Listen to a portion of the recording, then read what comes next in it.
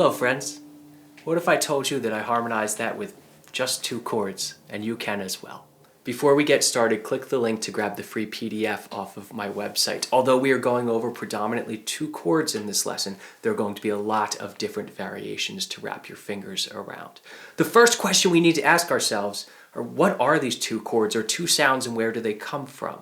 There's 2 basic sounds that we have in music. We have the stable sound of major and minor chords, and then we have the dominant sound, the unstable sound. I'm going somewhere.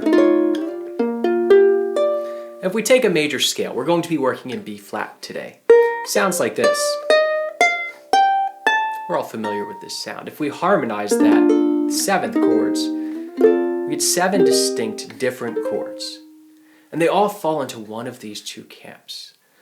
But what the great pianist Barry Harris did is he added one extra note to this scale, which gives us just 2 chords to work with to find our basic sounds. That extra note is going to be the G flat, our flatted 6th. So we take our major scale and we add this extra note in, and it sounds like this. Here's our extra note, flatted 6. So we want to get used to that sound, but what happens is instead of a 7-note scale, it's now an 8-note scale. And note that each of our chords has 4 notes in it, if we're thinking 7th chords or 6th chords. So what's going to happen is we're just going to build 2 chords off of this scale. When we build a chord, we play a note in the scale, we skip a note, play a note, skip a note.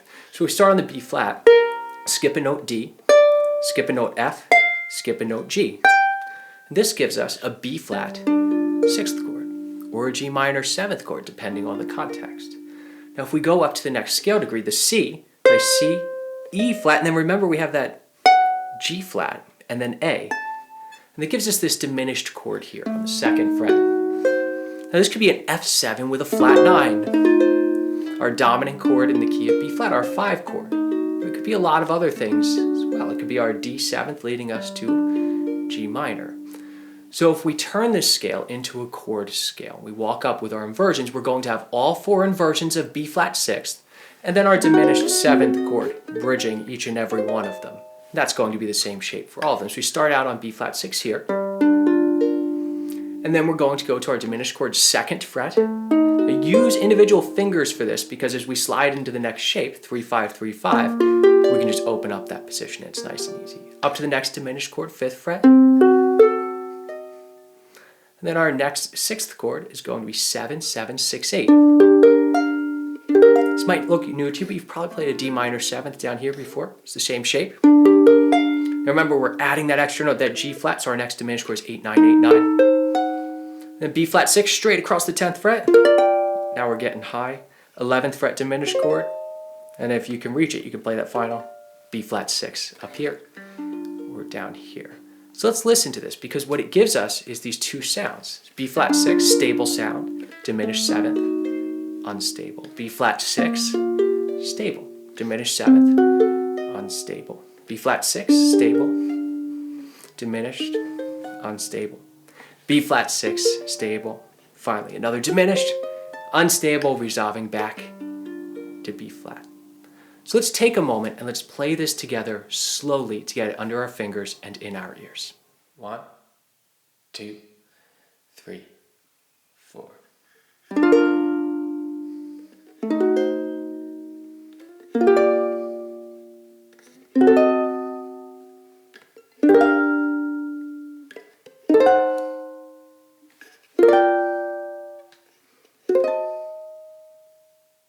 Now that we're getting around that scale, we can take this concept and apply it to harmonizing a melody.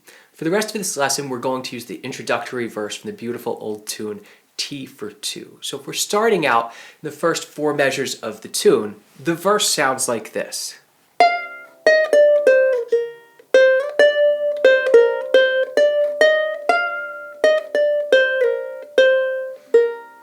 Now, many of you may be saying I played here. And yes, I could, but because we're going to add chords to this, we're going to keep the entire melody on the A string. So let's try this melody nice and slow together, just these 4 measures. 2, 3, 4.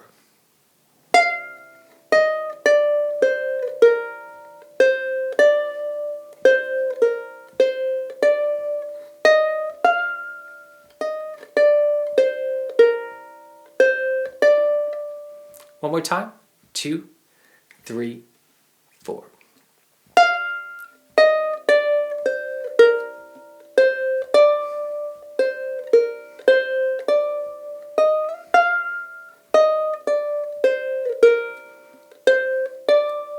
Great, so now we can start to just use the chords from our scale to harmonize this, and this is the most basic way to think about this, is just harmonize it with everything we had in the scale. So if our note in the melody corresponds to one of the notes on our B flat 6 chord, we'll play a B flat 6 chord. If it corresponds to one of our notes in the diminished chord, we'll play a diminished chord. And you'll note that this melody is just going up and down the scale. So these chords are going to come at you in the same exact order we were just practicing them in the scale. So we start on this B flat 6 up here, come down to the diminished chord, next B flat 6, diminished, B flat 6. So that first measure, we're just walking down. Let's try that. 2, 3, 4.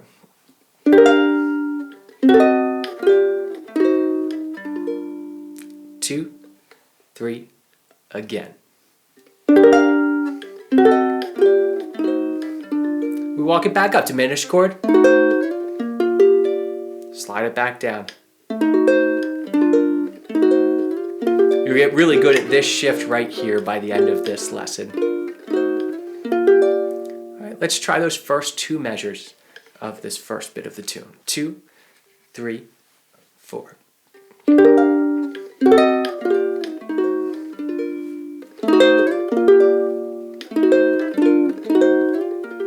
Walk it back up, nothing new.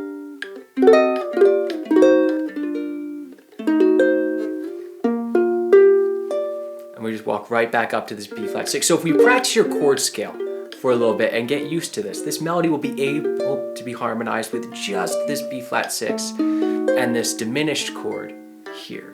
Let's take a moment and let's try it together nice and slowly. 1, 2, 3, 4.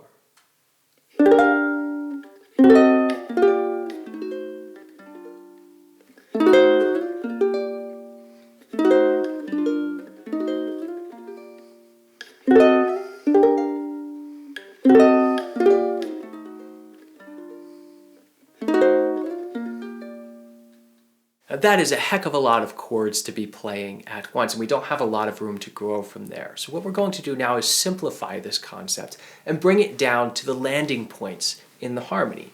So instead of harmonizing every single note, we're just going to harmonize the big picture. So we'll start out on this B flat 6, then play our melody. To our next big dominant sound, so we'll play our diminished chord here. We want that B flat 6 there. So our first measure sounds like this.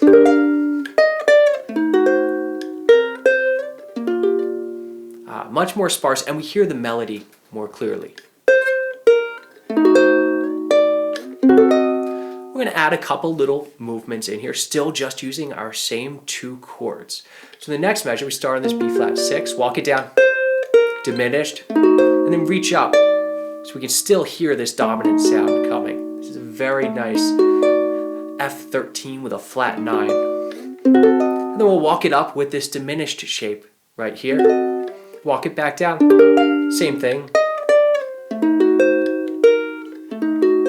We'll get that dominant sound in there.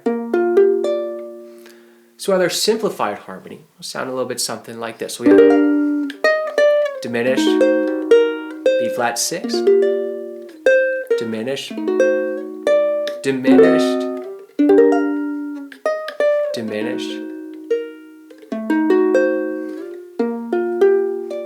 So now we're really starting to hear the melody pop out, but hear a harmony behind it. Let's try that together nice and slowly. 1, 2, 3, 4.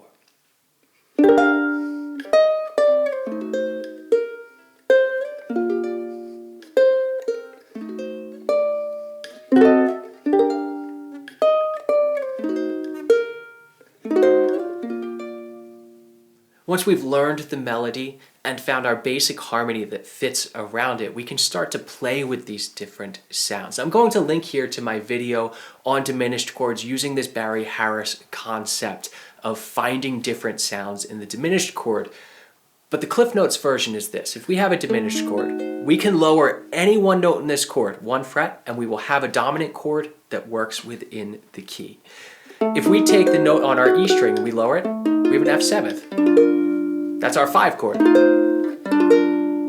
If we take the note on the C string and we lower it, we have a D7. And that brings us to a G minor 7th. Remember, G minor 7th and B flat 6 are the same, so we're changing the name of that chord. If we take this, bring it down on the G string, we have an A flat 7, which you may think, hey, that doesn't really work in the key of B flat. Well, it does. This is actually our backdoor dominant. Very specific sound. And then finally, we also have our B7th baked in here, which is our tritone substitution for our F7th chord, bringing us down to B flat. So we have 4 distinct ways to use it. Now we can also take any of these notes and move them up 1 fret and get a minor 6th or a dominant 9 or a minor 7 flat 5 chords. So we're not going to worry too much about the names of any of these chords. We're just going to use our ears to listen for how each of these notes impacts the sound and experiment and find something that works. We'll start on our B flat 6. We land on this diminished chord. Let's change it to one of our other dominant chords. We're going to take the note on the E string, slide it up a fret, so 2, 3, 3, 3. It'd be an F9 chord if our bass player is playing an F9. So instead of this dark sound, we get this little bit of a brighter sound. So we get B flat 6. Let's play that F9 again. And then let's go to our diminished chord. Remember, we did this already. Is we have our diminished chord, but we're going to slide up that pinky here, because this is our melody. We're just adding our melody note to the diminished chord. F13 with a flat 9. And then we're going to come up. And this is the same shape that we used for our F9, but now it's doing something different. It's now an A flat 9 chord. This is our backdoor dominant. We don't care what it's called. We can use any of the shapes that are baked into this diminished chord just by moving one note. And how beautiful is that harmony now? Not thinking about the chords, but just thinking about moving one note within our diminished chord and finding new sounds. So our first 2 measures sound like this.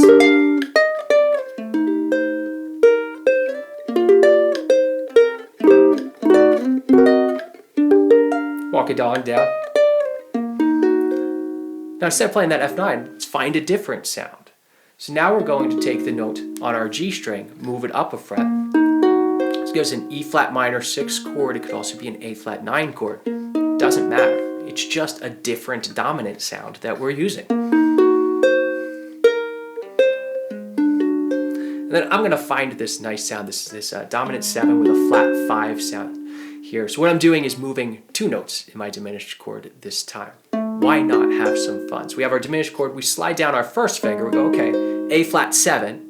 We can always take one more and slide it as well, as long as we're maintaining this tritone interval here. Now we have a double tritone, really tense chord. So we have an A flat 7 with a flat 5 resolving to B flat. So our second half sounds like this.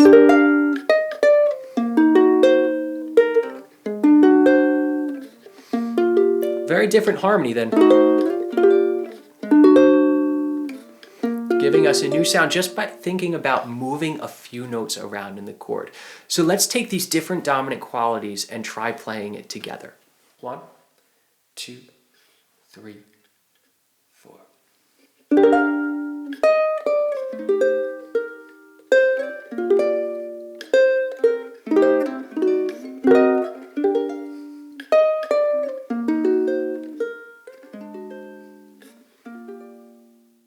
We have some beautiful harmony now, but to me the melody's still not being featured quite enough. So I'm going to think a little bit more about rhythm. We're going to take these same chords and play this rubato out of time and let that melody really sing out. So maybe I'll hit this first melody note and then strum my chord.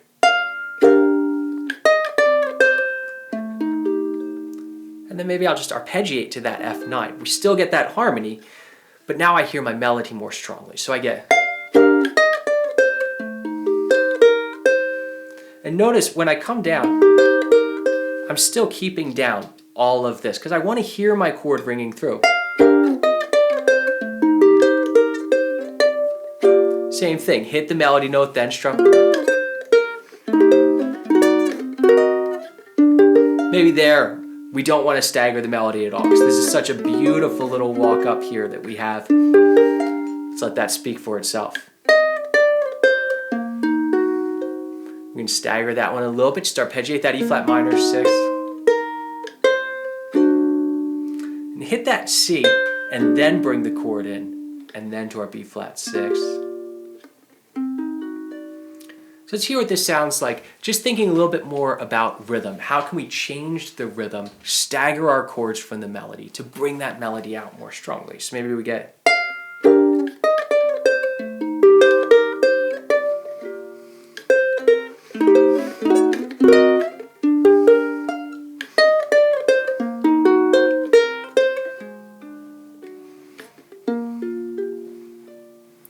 Let's try that together. 1, 2, 3, 4.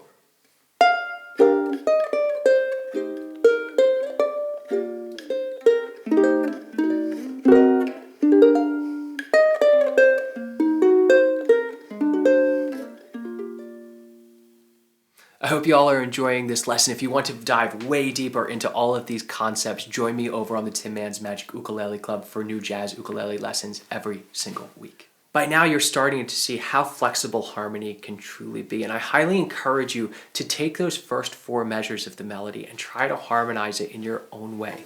Play around with different types of dominant sounds that we can find and see how it sounds. Create your own version of it. So for the remainder of the lesson, I'm going to take these concepts and I'm going to walk you through how I harmonized the rest of the verse, but we're going to step pretty far outside the box in some of these places. But I want to show you just how flexible this system of thinking about just basic sounds can be. The first thing is we need to start getting away from just chord shapes. Although I teach this system in chord shapes, and chord shapes are very, very important. Chords are made up of notes. And if we're thinking solely about shapes and not the movement of notes within a chord, we're just leaving a lot on the table as far as what we can have in harmony. So as we start this first little turnaround, you'll see this chord. It's D7 flat 9, 5, 3, 2, 5. You say, well, this isn't in my system. Well, yes, it is. This is this chord, this diminished chord. We're just taking away the 5th of it and adding the root and making it a D7 flat 9 chord. This is a D7 flat 9 chord because this is a D7th. So we're just revoicing that because I want to go somewhere else with it. In this next little section, we're thinking about this in G minor as opposed to B flat major because that's what the harmony of the song does. But the cool thing about this is when we're thinking about the 6th diminished scale, we know that B flat 6 is G minor 7. So we could conceivably just do... We could just harmonize it with our 6th diminished scale. But if we're thinking about the minor tonality here, we can just pick one of the triads out of this. We can play either B flat or G minor.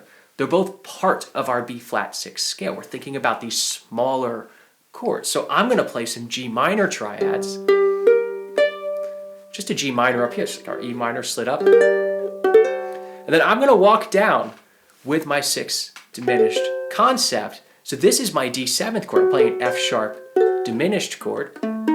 F sharp diminished 7th. I'm playing F sharp diminished, G minor 7th. Again, things you're not going to find. This is the same chord as this if you're on high G uke. This fun little triad. So I'm thinking about, here's my G. I'm going to walk down triads. Stable but minor. Unstable. Stable but minor. Now we're going to go to this A7th chord. Again, I'm playing a diminished triad here. 6, 4, 3. So let's listen to that first bit. And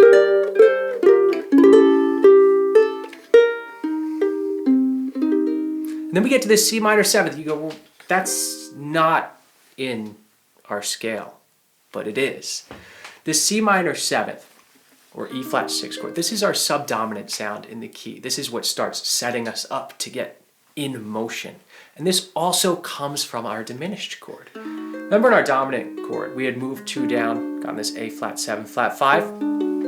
I can also take this, I can move 2 up. Here's that E flat minor 6 I played. Let's move this up, make it an E flat 6, or C minor 7th. So here's that subdominant sound. So we really have 2, 5, 1. But I'm using this here, and again, thinking about notes, I'm playing this weird C minor 7th here. Same as this, same grouping of notes, rearranged. And then I go to my D7 with a flat 9. Yet another D7 with a flat 9, all coming from this diminished chord. So we get C minor 7th.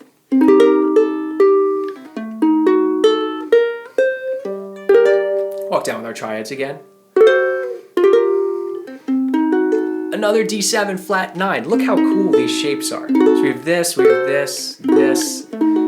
this, all these little sounds that we can find if we're thinking about notes instead of just about shapes, but still using our system.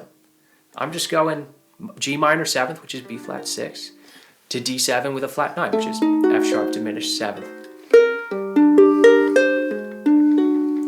And then I'm going to this B flat 7 with a flat 5.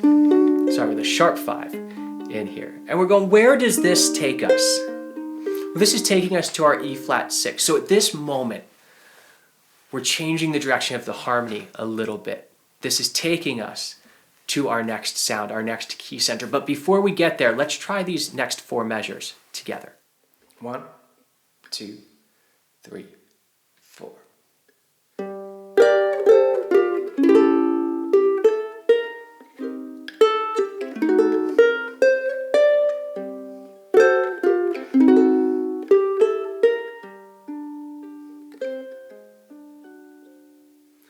Now as we get to our E flat 6, we've already established this subdominant sound comes from our diminished chord. Oh, and where does it go next? Diminished chord. We're right back into our little pattern.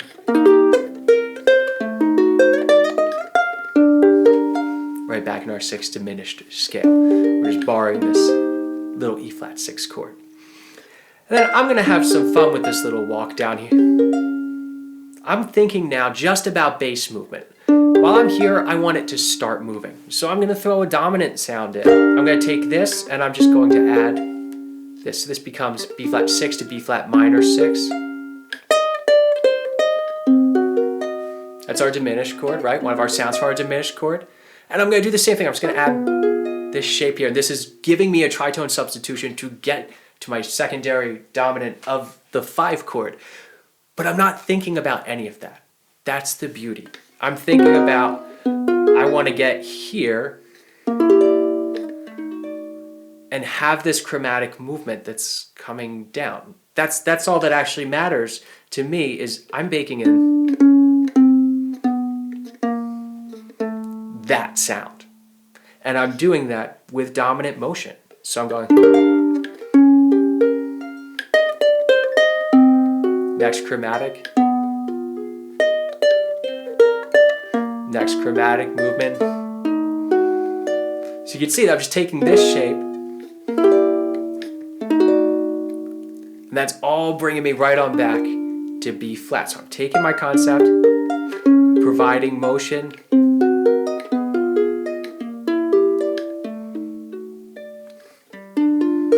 back to B flat. So this little E flat section sounds like this.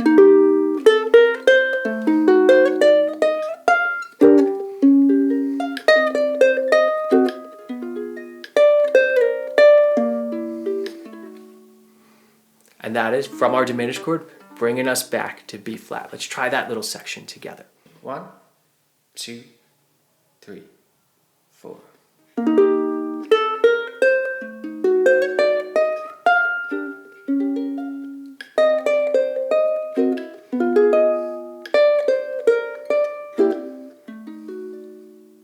The last 4 measures of the verse of this tune are nearly identical to the first 4 measures. We're just resolving it down to a B flat instead of up to a D at the end.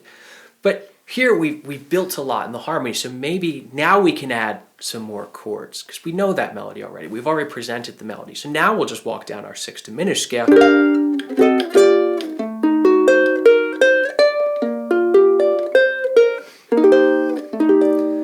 Well, now that we've found this E flat 6 chord or C minor 7th chord off of our diminished chord, this subdominant sound, we can start interjecting that as well, if it works, with our melody. So I'm going to play C minor 7 to F13 instead of flat 9 there, regular F13. So, and then we get this nice A flat minor 6 sound or D flat 9. Who knows, really? I'm going to play B flat 6 9. And what is this? I'm adding to the major sound now. So I know my landing points of all these B flat 6 chords. Well, I can add a C to that as well if I want. Nice beautiful ninth on top of this chord. So we get... And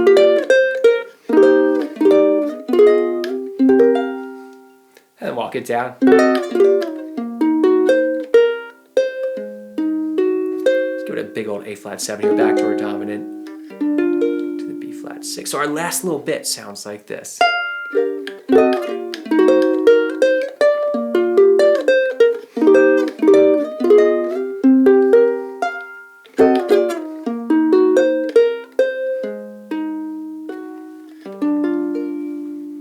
Let's try that together.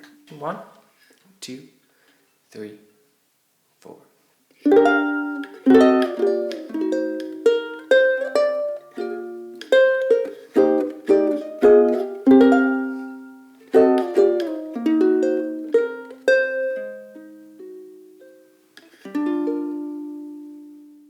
Let's try putting this all together, play the entire verse together, and see what it sounds like with all of these new harmonic ideas thrown in.